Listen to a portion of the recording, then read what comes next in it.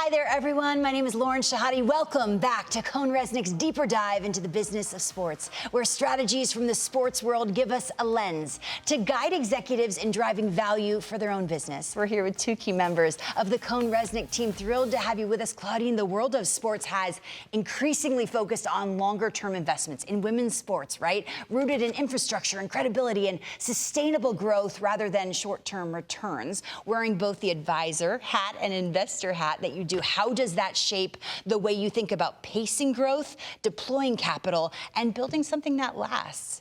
Yeah, so we've seen so much interest in sport. It's across the board, whether it's youth sports, traditional sports, women's sports, and sports adjacencies. And with that comes, with that interest and a lot of competition to make good acquisitions and investments, people really have to start thinking about value creation early on.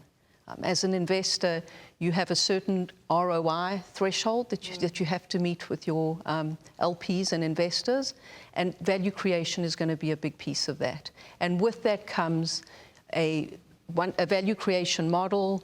It comes with, when do you deploy capital? You're right, you don't want to deploy it too quickly. And you want to just think about where you're starting today and what your goals are going to be, and that strategic plan that's going to get you there. It's the fundamentals, it's the basics, same as in sports. That idea, building the foundation before you scale, a great bridge to proactive realignment. For an executive, Claudine, listening, what does proactive realignment mean in practice? Yeah, one area of proactive realignment is you've got a founder-owned business a lot of the time and institutional capital coming in for the first time.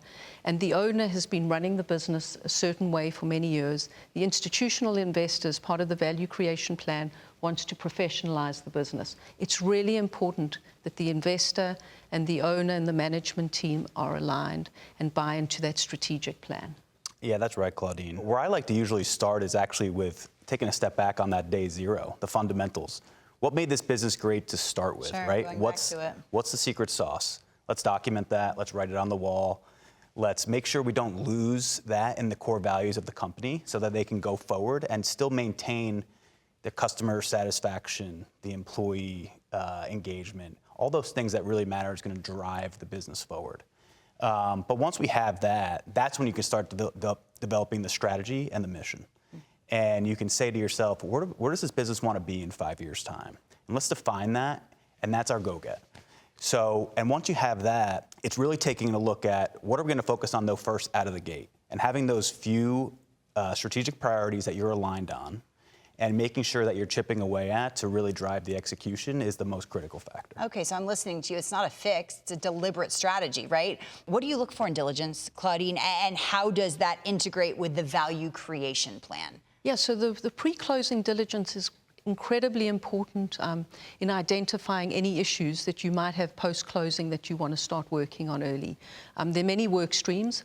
One of those is the financial diligence, and the other one is the operational assessment piece that integrate and really go together, because what's happening operationally is affecting the financials, and your investor wants to know, what's going on with the operations and how's that driving the results that I'm seeing. So we work as a very integrated team through the diligence process, and through that, you're developing a gap analysis.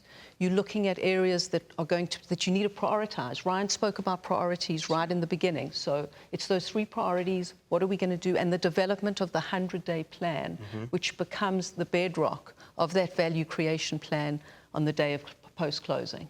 That's right. And I think when we come into this situation, and we have these diligence reports, this is what we're going off of, and this is kind of the holy grail when we're coming into these situations. And we're using this to really build that plan out and start from scratch. And you have to be able to identify the risks and the opportunities, right? And you have to mitigate those risks just as much as you need to capture on the opportunities. That's helpful. Diligence sets the baseline, and value creation turns it into results. When you look across investor-backed organizations, what separates those that build durable, scalable models from those that struggle once the initial maybe excitement fades? What does success look like? Focus. Focus is number one. The ability to get in and really focus and prioritize those initiatives and making sure that you're running them down to completion before you go to the next thing is what differentiates great operators from good operators. And I'll just jump in here, you know, those priorities and that plan, it's not set in stone. So as you're going along, nothing ever goes exactly according to plan. So you have to have the ability to be flexible and to pivot. Yeah, and I think that's where it gets into the operating rhythm. And this is what we try to instill in all of these first-time institutional capital businesses.